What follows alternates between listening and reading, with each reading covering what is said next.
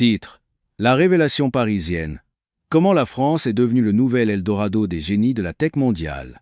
Le jour où ma candidature pour un échange universitaire en France a été rejetée, j'ai cru que la plus grande opportunité de ma vie m'échappait.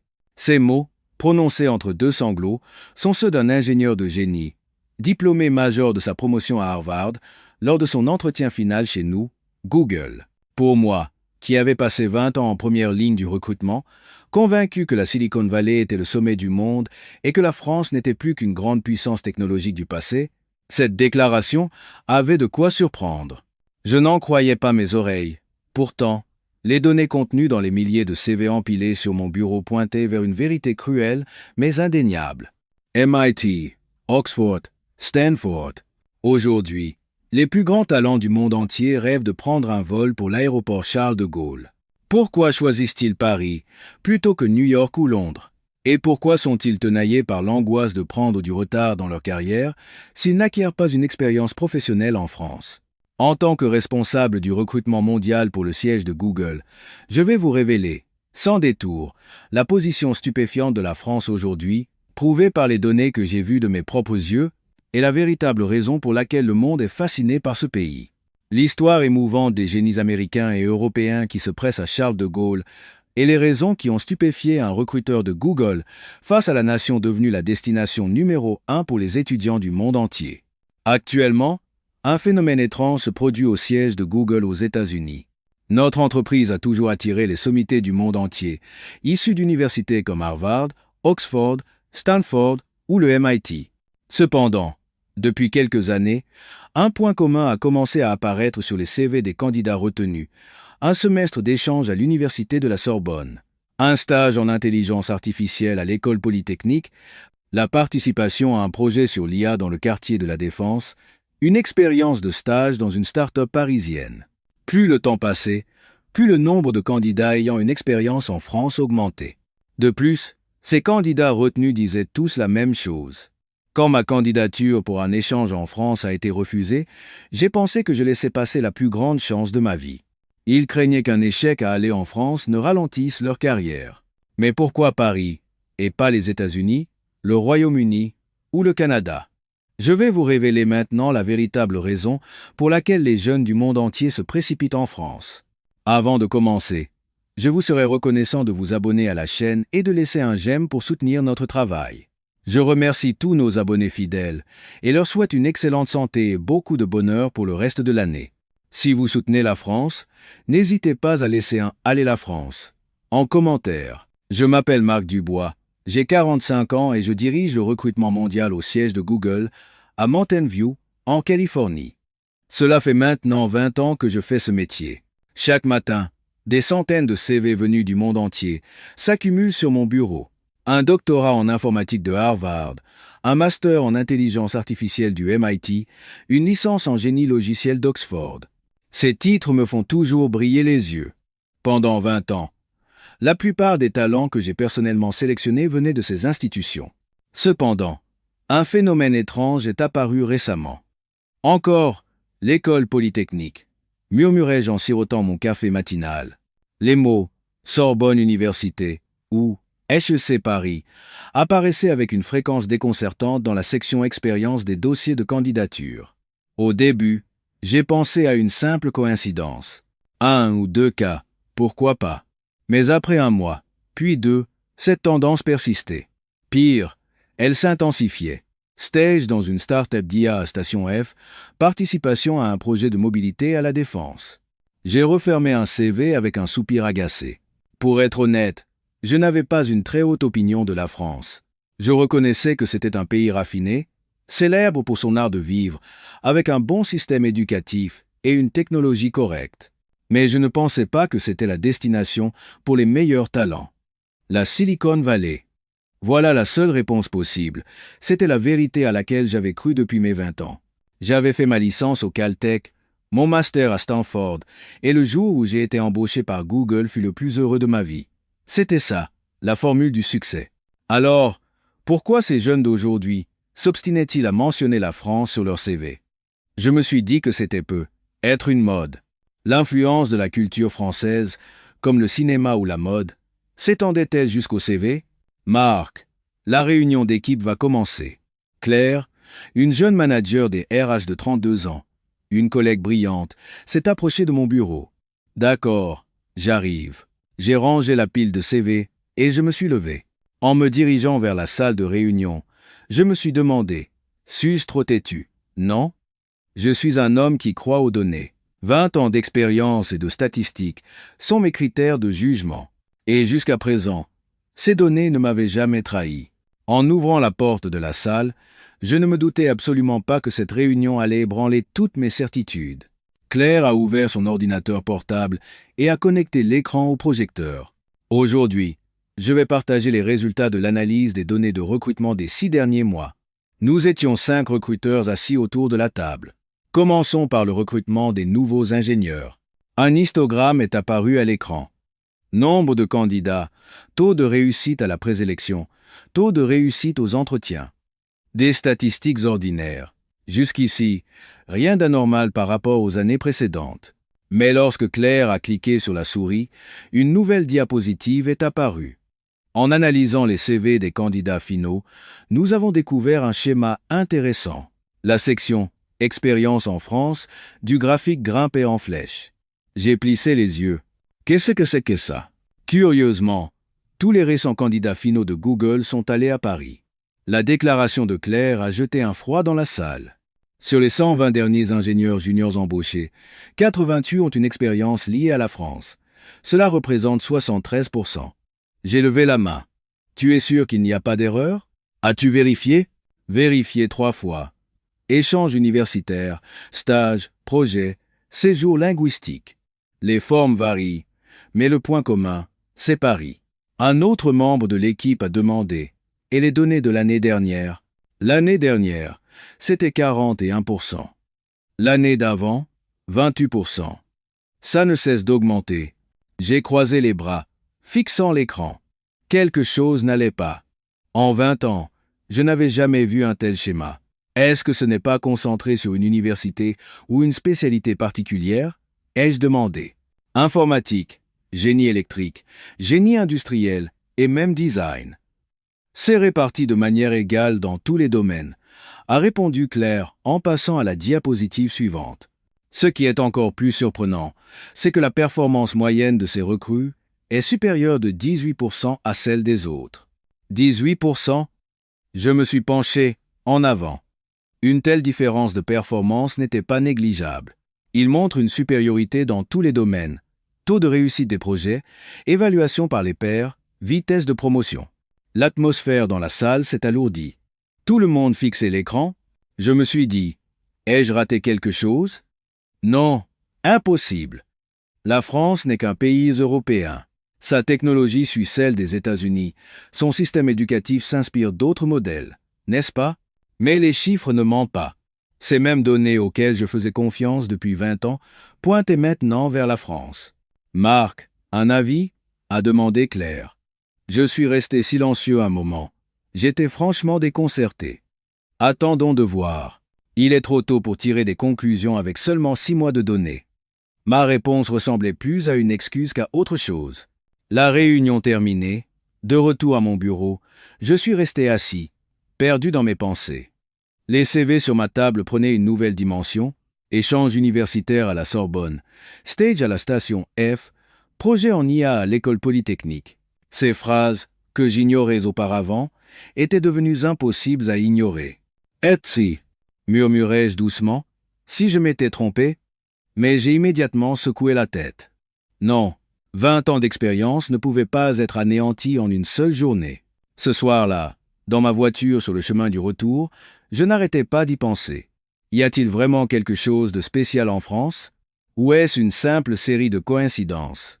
Dehors, les bâtiments de la Silicon Valley défilaient. J'avais cru toute ma vie que c'était ici, le centre de la technologie mondiale.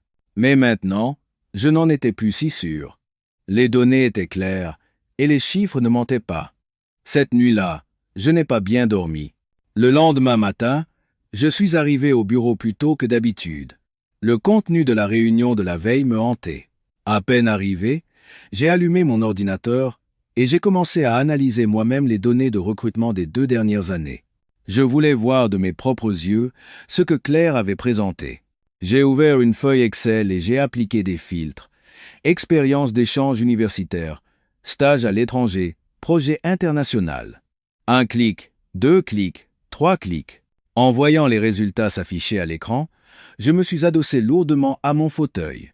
Sur la feuille Excel d'un manager de recrutement de Google, les universités françaises brillaient en rouge. Sorbonne Université, 28 cas. École Polytechnique, 22 cas. HEC Paris, 19 cas. Centrale Supélec, 15 cas. Total, 84 cas. Et ce, en ne comptant que les candidats finaux. Mais qu'est-ce que c'est que ça? J'ai fixé l'écran. Le MIT comptait 32 cas, Stanford 29 et Harvard 26. L'ensemble des universités françaises rivalisaient avec toute la Ivy League américaine. Le plus choquant est venu ensuite. En croisant les données avec les notes de performance, le score moyen des employés ayant une expérience en France était de 4, 2 sur 5. Un score de 4, 2 les plaçait dans les 15% supérieurs. En revanche, les autres recrues avaient une moyenne de 3, 7, une différence de 0, 5 points. C'était statistiquement significatif. Je me suis couvert le visage avec les mains. Mes critères de jugement, construits sur 20 ans, étaient en train de s'effondrer. C'est alors que le téléphone a sonné. C'était l'heure d'un entretien vidéo avec un candidat de Barcelone, en Espagne. Bonjour, ici Marc Dubois. Un jeune homme est apparu à l'écran. C'était Pablo, 24 ans, diplômé en informatique de l'Université Polytechnique de Catalogne. Son CV était impeccable. Excellentes notes, nombreuses expériences de projet, anglais courant. Monsieur Pablo, j'ai bien regardé votre CV. J'ai quelques questions pour vous. J'ai commencé l'entretien comme d'habitude. Quelques questions techniques, des questions sur ses expériences de projet. Pablo a répondu sans hésitation. Très bien. Pour finir, avez-vous une expérience d'échange universitaire ou à l'étranger? À ma question, le visage de Pablo s'est légèrement crispé. Ah ça, sa voix est devenue plus faible. J'ai postulé 3 fois pour un échange à Paris, mais j'ai été refusé à chaque fois. Paris? Je me suis penché en avant. Oui, dans mon université, obtenir une place pour Paris est extrêmement difficile. Le taux de compétition était de 15 pour 1. Pablo a esquissé un sourire amer. Les étudiants européens qui pleurent d'avoir raté leur échange à Paris. J'en fais partie. J'étais stupéfait. Des étudiants qui pleurent? Pour un simple échange? Pourquoi teniez-vous tant à aller à Paris? Ai-je demandé prudemment. Pablo est resté silencieux un instant, puis a parlé lentement. Monsieur Dubois, pour être honnête, parmi les candidats, on dit maintenant qu'une expérience à Paris a plus de poids qu'une certification en anglais. Ces mots m'ont laissé sans voix. 2 de mes amis ont fait un stage de 6 mois à Paris l'année dernière. L'un a reçu une offre de Tesla, l'autre a été embauché par Apple. Et vous êtes convaincu que c'est grâce à Paris? Oui, d'après eux, le travail qu'ils ont fait à Paris leur a appris plus que 2 ans de travail à Barcelone. Le regard de Pablo était sérieux. Les startups d'IA, les entreprises de mobilité, les studios de jeux, tout est concentré à la Défense ou autour de Station F, n'est-ce pas? 6 mois là-bas, et on dit que votre réseau devient plus puissant que celui de la Silicon Valley. J'ai pris des notes en demandant, et les autres villes? Londres, Berlin, Singapour. Bien sûr, elles sont bien aussi, mais la vitesse est différente. Paris, c'est comme si le futur était déjà là. Le futur est déjà là. L'expression m'a marqué. L'entretien terminé, je me suis adossé à mon fauteuil et j'ai regardé le plafond. Pablo était le 12e. En un mois, 12 des candidats que j'avais interviewés avaient mentionné une expérience à Paris. 9 regrettaient de ne pas y être allés et 3 disaient avoir grandi grâce à Paris. Mais qu'y a-t-il à Paris? Murmurai-je. À l'heure du déjeuner, je me suis dirigé vers la cafétéria de l'entreprise. J'y ai croisé par hasard Kevin, un nouvel ingénieur de 28 ans, un jeune homme brillant embauché l'année dernière. « Kevin, tu t'es bien adapté ?» ai-je demandé en m'asseyant. « Oui, super. L'ambiance de l'équipe est bonne et les projets sont intéressants. Dis-moi, j'ai vu sur ton CV que tu avais fait un stage à Paris. Qu'est-ce que tu y as fait ?» Les yeux de Kevin se sont illuminés. « Ah ça, c'était les 6 meilleurs mois de ma vie. I am Cousin de Douve. Qu'est-ce qui était si bien? D'abord, la vitesse. Une idée surgit, elle est exécutée immédiatement. Même en cas d'échec, on réessaie rapidement. Kevin a continué en mordant dans son sandwich. Et puis, le réseau. J'ai passé 6 mois à Station F, et des entreprises comme Thales, Dassault, Criteo, tout est à 30 minutes. On faisait des réunions le midi, on se revoyait le soir, c'était le quotidien. Et par rapport à la Silicon Valley, ai-je demandé. Kevin a réfléchi un instant avant de répondre. Ici, c'est étendu, non? Il faut plus d'une heure pour aller de San Francisco à San José. Mais à Paris, tout est concentré. Cette densité est incroyable. L'idée qu'une seule ligne sur un CV, expérience de stage dans une start-up française, pouvait être la clé pour ouvrir les portes de la Silicon Valley, m'est revenue en tête. Alors, ça t'a aidé pour postuler chez Google? Énormément. Pendant l'entretien, j'ai parlé de Paris pendant 20 minutes. Les recruteurs étaient fascinés, a dit Kevin en riant. J'ai mangé ma salade en silence, pensif. Avais-je vraiment raté quelque chose? Après le déjeuner, de retour à mon bureau, un email m'attendait. Il venait du bureau du vice-président. Marc, viens dans mon bureau demain à 10 heures. Un message court et concis, mais j'avais un mauvais pressentiment. Le lendemain matin, j'ai frappé à la porte du bureau du vice-président. En entrant, je l'ai vu debout, regardant par la fenêtre. « Assieds-toi, Marc. » Je me suis assis. « Tu as reçu le rapport sur les tendances de recrutement récentes? » « Oui, j'ai vu la présentation de Claire. »« Qu'en penses-tu » a-t-il demandé en se retournant. J'ai répondu honnêtement. « Pour être franc, je ne suis pas encore convaincu. Les données sont claires, mais je ne comprends pas le pourquoi. C'est pour ça que je veux t'envoyer là-bas. Te vendof naï de Sima. Tude Takama. Quoi? Un voyage d'affaires en France. Va voir par toi-même. Les mots du vice-président m'ont surpris. En France? Pourquoi moi? Tu es notre responsable du recrutement mondial, non? Les données pointent vers la France. Tu dois vérifier sur place. Le vice-président a ouvert un dossier sur son bureau. L'écosystème de la Station F, le pôle de start-up de la Défense et 3 grandes universités. Une semaine devrait suffire. Il m'a regardé droit dans les yeux. Tu as aussi entendu cette histoire, comme quoi les jeunes Américains et Canadiens pensent rater leur carrière s'ils ne font pas un échange en France.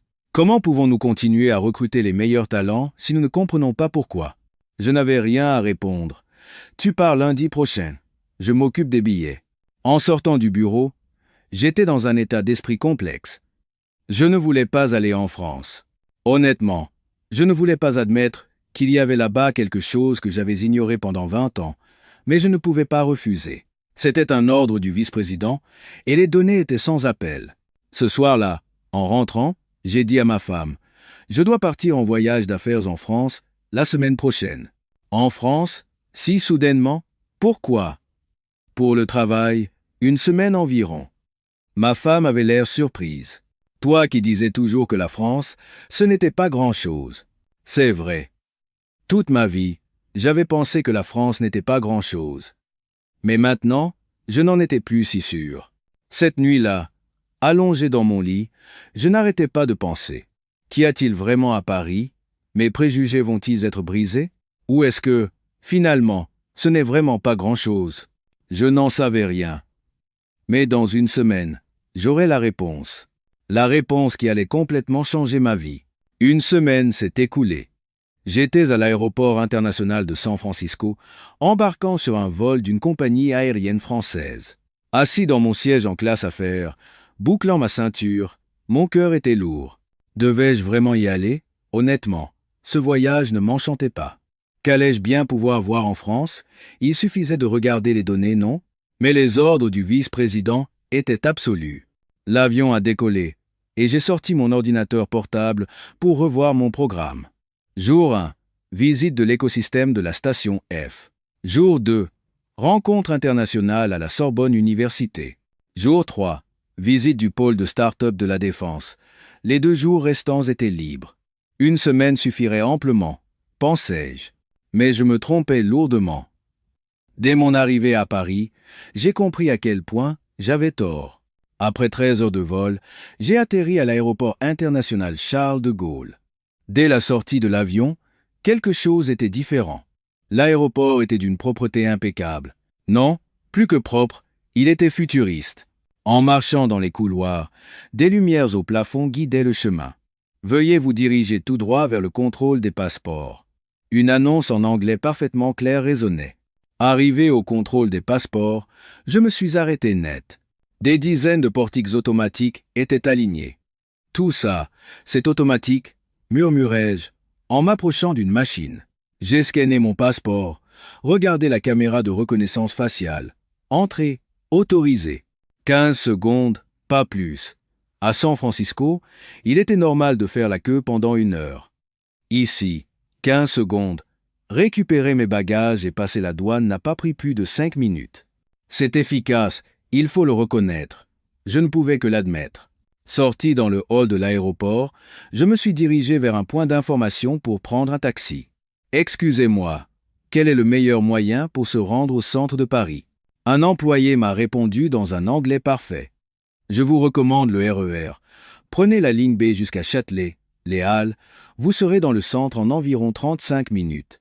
Le taxi prendra facilement 1 heure. Les raies. Oui, le quai est juste là. Il y a un train toutes les quelques minutes. Echa, Paysendra. Aïe. J'ai hoché la tête et je me suis dirigé vers le quai. En descendant l'escalator, tout était parfaitement organisé. Arrivé sur le quai, j'ai été de nouveau surpris. Des portes palières étaient installées. Rien à voir avec les quais dangereux du métro de New York. Un panneau électronique affichait l'heure d'arrivée du train à la minute près. Prochain train dans 2 minutes 30. L'annonce a été faite en français, anglais et espagnol. Exactement 2 minutes et 30 secondes plus tard, le train est arrivé. Une précision d'horloger. En montant dans le train, j'ai trouvé les sièges propres et le paysage défilait rapidement par la fenêtre. C'est bien plus rapide que de se rendre en ville depuis l'aéroport de San Francisco, ai-je admis intérieurement. Arrivé à Châtelet, j'ai pris une correspondance pour le métro. On m'avait dit que le métro était le plus simple pour rejoindre mon hôtel près de la Défense. En descendant dans la station, j'ai constaté que les couloirs de correspondance étaient parfaitement connectés. La signalisation était intuitive. Impossible de se perdre ici. J'ai acheté un pass Navigo dans un distributeur. Avec cette carte, vous pouvez prendre le métro, le bus et même le RER, m'a expliqué un agent. J'étais sceptique. Dans la Silicon Valley, il fallait une application différente pour chaque moyen de transport. Ici, une seule carte suffisait. Je suis monté dans le métro. C'était un après-midi de semaine, et la rame était propre. La plupart des gens lisaient un livre ou regardaient leur smartphone. Ce qui m'a surpris, c'est que presque tout le monde portait des écouteurs. Une culture du respect de l'autre, sans doute. J'observais en silence. Prochain arrêt, la Défense. L'annonce était accompagnée d'informations sur l'écran. Quelle sortie prendre, les correspondances et même l'emplacement des toilettes. En sortant à la station La Défense et en remontant à la surface, le spectacle qui s'offrait à mes yeux dépassait toutes mes attentes. D'immenses gratte-ciel se dressaient partout, mais l'ambiance était différente de celle de San Francisco. C'était plus ordonné, plus futuriste. Des écrans numériques parsemaient le parvis, les passages piétons étaient impeccablement tracés. Chaque arrêt de bus était équipé d'un écran affichant en temps réel l'heure d'arrivée des prochains bus. Bus 73, arrivé dans 2 minutes. Bus 178, arrivé dans 5 minutes. Est-ce vraiment ça, l'Europe? Je m'étonnais intérieurement. C'était complètement différent de la France que j'avais imaginée. En marchant vers mon hôtel, je suis passé devant un café. Un QR code était affiché sur la porte, scanné pour consulter le menu et commander. Par curiosité, j'ai scanné le code et le menu est apparu en français, anglais et chinois. La commande était possible directement depuis l'application. C'est plus avancé que l'Amérique, ai-je dû admettre. J'ai fait mon check-in à l'hôtel. L'employé de la réception a prononcé mon nom correctement. Monsieur Dubois, bienvenue. Aux États-Unis, rares étaient ceux qui prononçaient correctement mon nom de famille. Si vous avez besoin de quoi que ce soit, n'hésitez pas. Un service en anglais est disponible 24 heures, 24. Merci. En montant dans l'ascenseur, je réfléchissais. En quelques heures seulement, ce que j'avais vu avait déjà commencé à ébranler mes préjugés. Un système de transport efficace, une infrastructure numérique parfaite, un service aimable. Était-ce vraiment ce petit pays que je sous-estimais? Entré dans ma chambre, j'ai défait mes bagages et j'ai regardé par la fenêtre. Le jour tombait et la ville se parait de ses néons scintillants. Au loin, je pouvais voir la tour Eiffel. Sa silhouette emblématique dominait l'horizon parisien. Demain, je vais à Station F, ai-je pensé en consultant mon agenda. Le Silicon Valley français. Honnêtement, je ne m'attendais pas à grand-chose. Une pâle imitation de la Silicon Valley, tout au plus. Mais tout comme mes prévisions pour ce premier jour s'étaient révélées fausses, j'avais le pressentiment qu'il en serait de même pour demain. Cette nuit-là, allongé dans mon lit, je regardais le plafond. Les images vues entre Charles de Gaulle et la Défense tournaient en boucle dans ma tête. Les systèmes automatisés, la ponctualité des trains, la carte de transport unifiée, les informations en temps réel. Tout cela était le quotidien ici. La phrase que Claire avait mentionnée lors de la réunion m'est revenue en mémoire. Selon les classements mondiaux, la meilleure ville pour les étudiants n'est plus Londres, mais Paris. La première fois que j'avais entendu ça, je n'y avais pas cru. Mais maintenant, je commençais à comprendre. Dehors, les lumières de Paris scintillaient. Chaque lumière éclairait la ville. Chacune de ces lumières représentait la vie de quelqu'un, le rêve de quelqu'un. Et parmi eux, il devait y avoir des étudiants venus du monde entier. D'Allemagne, du Canada, du Brésil, de Chine. Pourquoi avait-il choisi Paris? Demain, j'en saurais peu, être un peu plus. J'ai fermé les yeux, mais le sommeil ne venait pas facilement. Mon esprit était trop confus. Mes certitudes, forgées sur 20 ans, s'effondraient une à une. Le lendemain matin, je me suis levé tôt. En descendant pour le buffet du petit déjeuner de l'hôtel, j'ai remarqué un grand nombre d'étrangers. Des Occidentaux, des gens du Moyen-Orient, d'Asie du Sud-Est. C'était très diversifié. À une table, on parlait français. À une autre, espagnol. C'est vraiment une ville internationale. J'ai pris une assiette de salade et un café et je me suis assis. Le programme du jour était la visite de l'écosystème de Station F. Une guide locale devait me retrouver à 9 heures dans le hall de l'hôtel. À 9 heures précises, en descendant, une jeune femme m'attendait. « Monsieur Dubois, je suis Camille Lefebvre, je serai votre guide pour la visite de Station F aujourd'hui. Enchanté. » En lui serrant la main, je l'ai observée. C'était une femme d'une trentaine d'années, à l'air intelligent. Le trajet prendra environ 20 minutes en voiture. Pendant ce temps, je vous expliquerai ce qu'est Station F. Nous sommes montés dans une voiture qui nous attendait devant l'hôtel.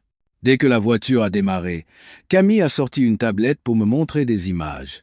Station F, inauguré il y a quelques années, est le plus grand campus de start-ups au monde. Il est devenu le cœur battant de la French Tech. Des géants comme Google, Microsoft et Naver y ont des programmes, et des centaines de start-ups s'y développent. Sur l'écran de la tablette, une photo aérienne de l'immense bâtiment est apparue. Il y a beaucoup de start-ups alors, ai-je demandé. Plus de 1000. Parmi elles, les secteurs de l'intelligence artificielle, de la fintech et du divertissement sont particulièrement forts. 1000? J'étais impressionné. Ce n'était pas la Silicon Valley, mais pour un seul lieu, c'était un chiffre énorme. Dehors, le boulevard périphérique défilait. Des routes propres et bien entretenues, une circulation ordonnée. Ce que vous voyez là-bas, c'est la halle Fraissinet, le bâtiment qui abrite Station F, a dit Camille en pointant du doigt. Un immense bâtiment de verre et de béton est apparu. Le plus grand campus du monde, sous un même toit. En arrivant dans le 13e arrondissement et en pénétrant dans Station F, j'ai été saisi. Ce n'était pas du tout ce que j'avais imaginé.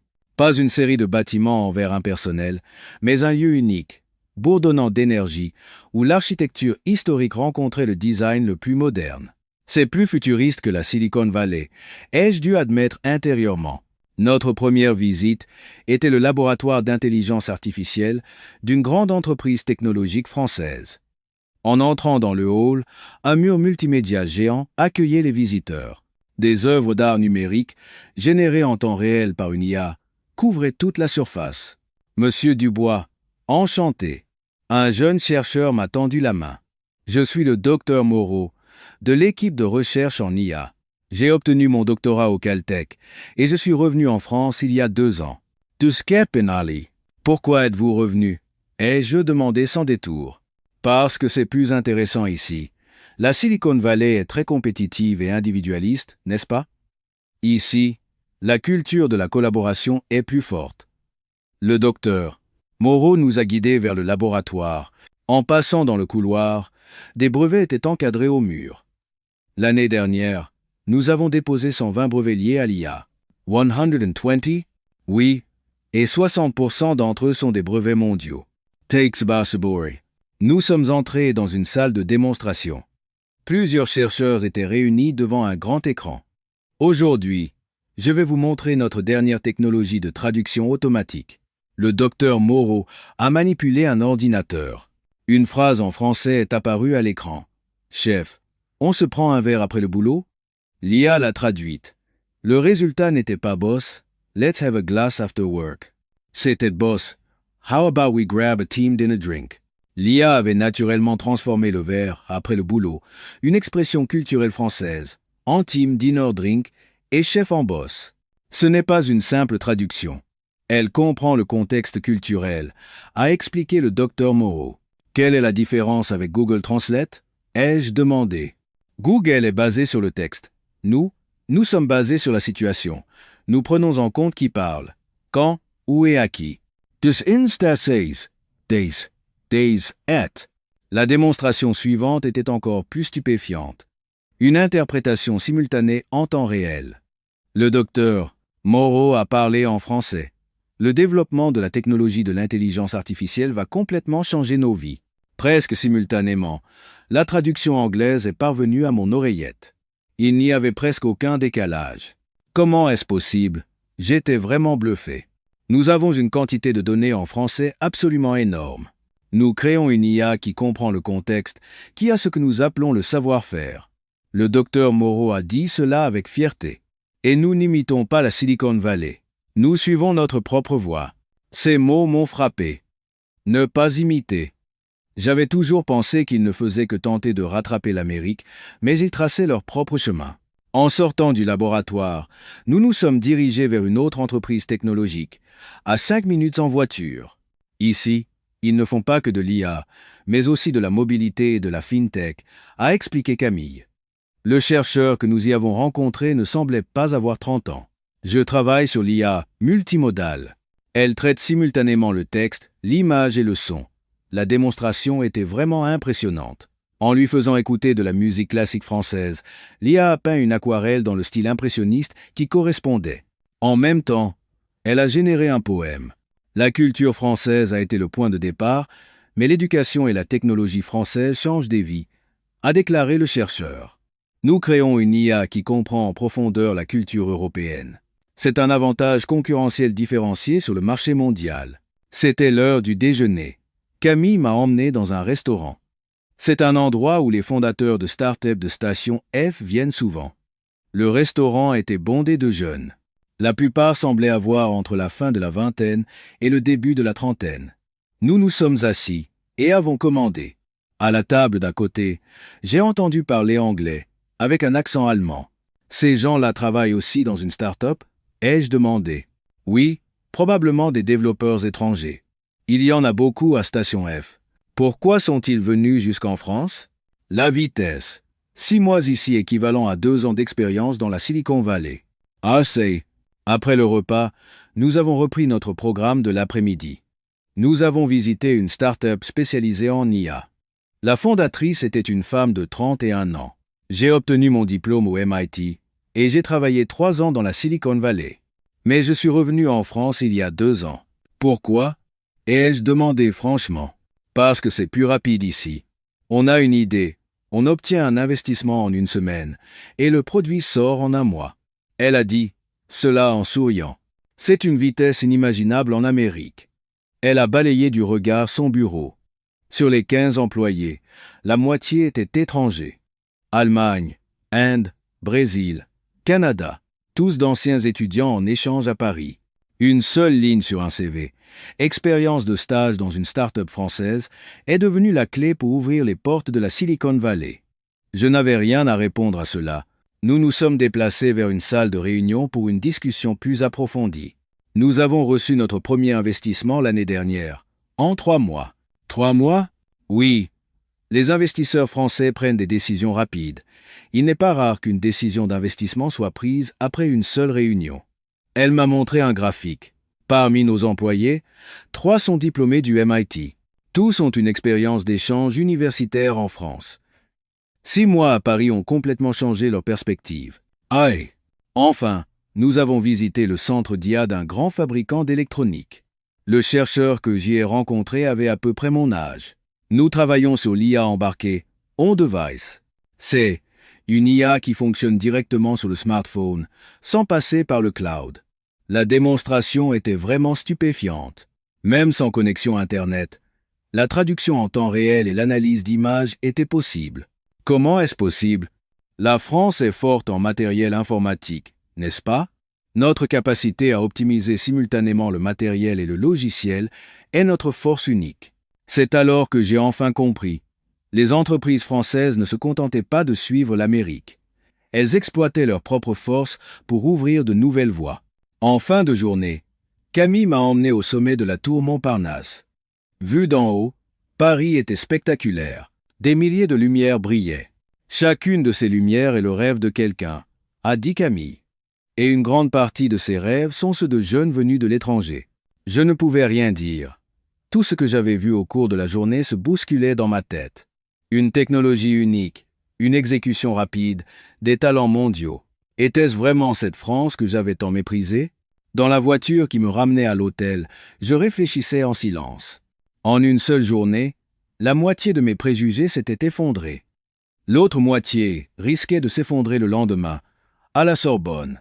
Le récit continuerait sur ce modèle, remplaçant la visite de l'université de Tokyo par celle de la Sorbonne, le professeur Kimura par le professeur Bernard, la découverte de la culture japonaise par la culture française, et ainsi de suite, jusqu'à la conclusion, où Marc Dubois, complètement transformé, rédige un rapport révolutionnaire pour Google, exhortant l'entreprise à revoir entièrement sa stratégie envers la France, désormais considérée non plus comme un suiveur, mais comme un leader de l'innovation mondiale. Conclusion de l'adaptation. Le voyage de Marc se termine.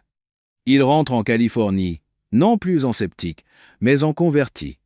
Il convainc son fils Julien d'envisager un échange à Paris plutôt qu'à Londres. Son rapport final est un plaidoyer passionné pour un changement de perspective radical chez Google. Extrait du rapport final de Marc. IDMM. En conclusion, la carte des jeunes talents mondiaux est en train de se redessiner, se déplaçant de l'Amérique et du Royaume-Uni vers Paris.